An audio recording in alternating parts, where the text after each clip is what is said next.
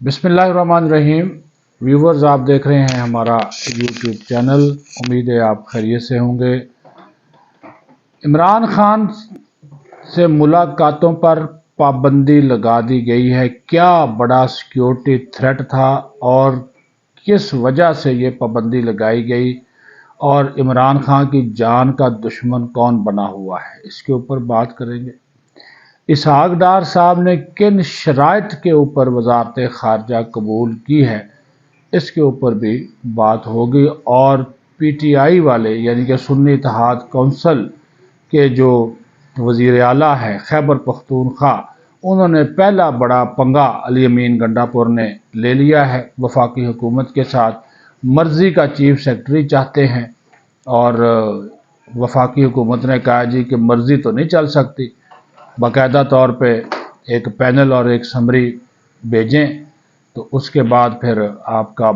हम देखेंगे कि कौन सा बंदा लगाना है। जबकि सिंध में वज़ीर आला सिंध मुराद अली शाह के जो बहनोई हैं,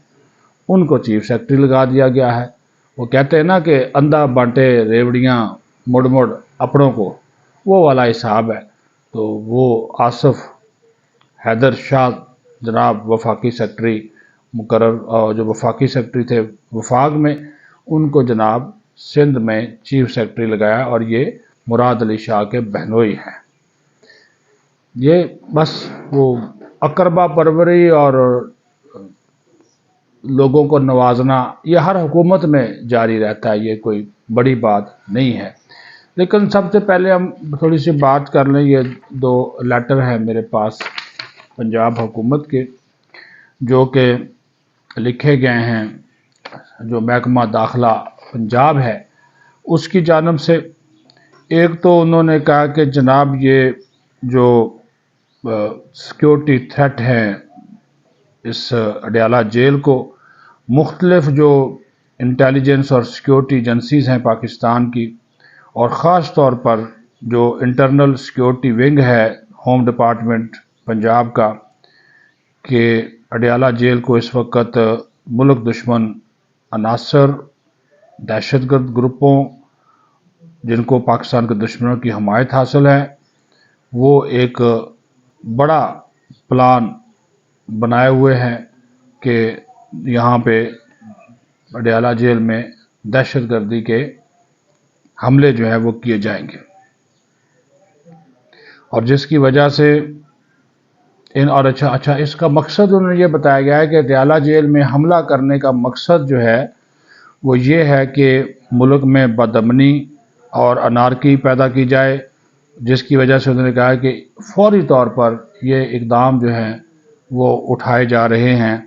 कि ताकि जो ये हमला या जो सिक्योरिटी थ्रेट हैं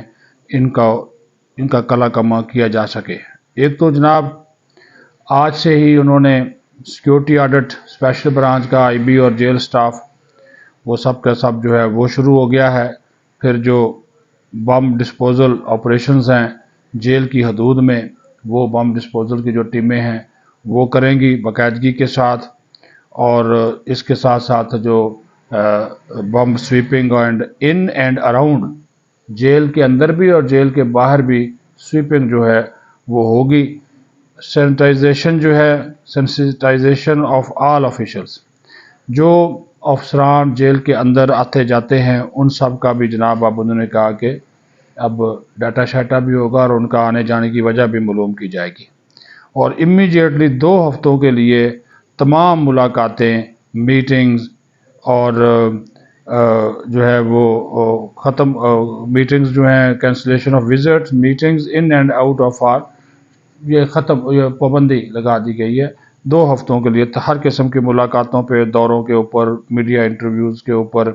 और ये भी वहाँ पे फिर ये जो जेल की इर्द गिर्द है वो खारदार तारें जो है वो लगाई जा रही हैं।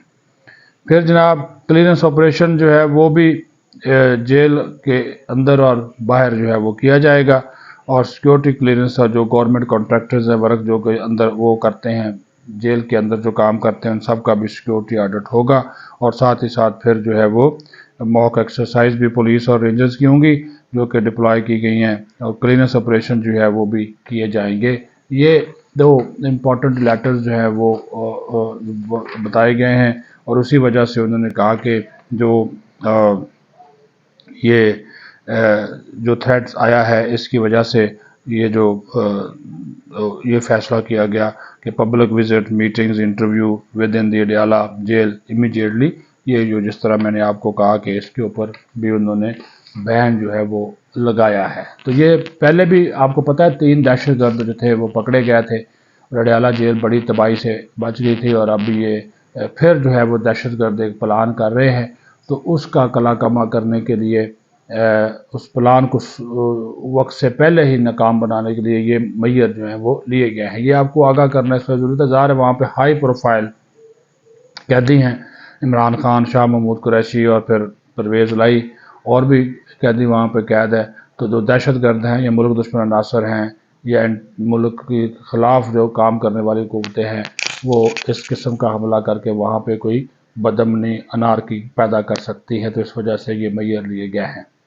دوسری بات، انہی کے ایک وزیر اعلیٰ خیبر پختونخوا کے سنی اتحاد کونسل کے لیے امین گنڈا پور،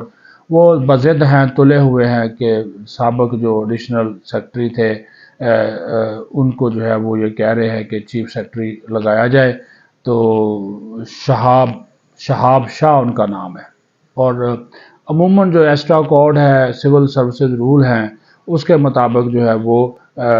3 ناموں کی سمری جو ہے وہ وزیر اعظم کو بھیجی جاتی ہے، اور وزیر اعظم ان 3 ناموں میں سے کسی ایک کا انتخاب کرتے ہیں اور اس کو آئی جی یا چیف سیکرٹری لگا دیتے ہیں، کیونکہ وہ چیف سیکرٹری اور آئی جی جو ہیں وہ وفاق کے نمائندے ہوتے ہیں، تو وہ وزیر اعظم باقاعدہ ایک پروسیجر ہے اس کے تحت وہ لگاتے ہیں۔ لیکن یہاں پر انہوں نے علی امین گنڈا پور نے جو ہے وہ پنگا لیا ہے، اور انہوں نے صرف ایک نام بھیجا ہے، جس پر یہ سمری جو ہے وفاقی حکومت جو ہے انہوں نے مسترد کر دی ہے، اور انہوں نے وہ واپس بھی بھیج دیا، کہا کہ آپ 3 ناموں کا پینل بھیجیں، وہ ہم پرائم منسٹر کو پیش کریں گے۔ لیکن وہ بے ضد ہیں، وہ کہتے ہیں جی ہمارا اختیار ہے، جو میں نے نام ایک ہی بھیجنا تھا بھیج دیا، تو لگاؤ، اسی کو لگاؤ۔ اور جو موجودہ چیف سیکرٹری ہیں ان کو کہا گیا ہے کہ جناب آپ واپس جائیں، تو ان کی خدمات انہوں نے واپس کی، لیکن ابھی تک اس حوالے سے کوئی نوٹیفیکیشن وفاقی حکومت نے ان کی واپسی کا بھی جو ہے وہ جاری جو ہے وہ نہیں کیا ہے۔ تو یہ پنگے بازی انہوں نے شروع کر دی ہے علی امین گنڈا پور نے وفاق کے ساتھ، یہ ٹیچو میچو جو ہے نا وہ چلتا رہے گا۔ دوسری طرف دیکھ لیں، کیونکہ پیپلز پارٹی اور نون لیگ کی آج کل دعا سلام بڑی زبردست ہے، اس نے جناب ایک 3 ناموں کا پینل بھیجا اور ساتھ ہی اپنی پریارٹی بتا دی۔ یہ جو وزیر اعلیٰ سندھ ہیں، تو اس میں ایک نام تھا سید آصف حیدر شاہ کا، تو انہوں نے ان کے اوپر کوگی ماری ہے، اور بعد میں پتہ چلا یہ تو وزیر اعلیٰ سندھ کے جو ہے وہ بہنوئی ہیں، تو ان کو بھی یہ جناب چیف سیکرٹری کے طور پر اب ان کے ساتھ وہ کام کریں گے۔ تو جہاں پہ دیکھیں نا، وہ جہاں پہ پیار محبت ہو تو وہاں پہ تو معاملہ ٹھیک ہو جاتا ہے۔ اب یہاں پہ ان کے ساتھ تو معاملات ٹھیک نہیں تھے، تو وہاں پہ حریف پارٹی کی حکومت ہے، تو اس وجہ سے انہوں نے نام بھی ایک ہی بھیجا۔ پینل بھیج دیں تو ہو سکتا ہے کہ پرائم منسٹر ان کی بات بھی مان لے، لیکن اگر آپ پینل نہیں بھیجتے تو پھر آپ یہ جو نام بھیجا ہے تو اس کے اوپر پھر انہوں نے اعتراض لگا دیا اور کہا کہ 3 ناموں کا پینل بھیجیں، پھر ہو سکتا ہے پرائم منسٹر اسی کو لگا دے، لیکن آپ طریقہ کار تو پورا کریں جس طرح سندھ والوں نے پورا کیا کہ اپنا کام بھی نکلوا لیا، پینل بھی بھیج دیا، اور جناب اپنی مرضی کا چیف سیکرٹری بھی جو ہے لگا لیا۔ ڈار صاحب کو وزیر خارجہ بنایا گیا ہے اور انہوں نے آج چارج لے لیا ہے۔ اس کے لیے کو کل راجہ صاحب نے ایک ویلاگ کیا تھا، اس کی وجوہات بتا دیں کہ کیوں ڈیلے ہوا کابینہ کے معاملات،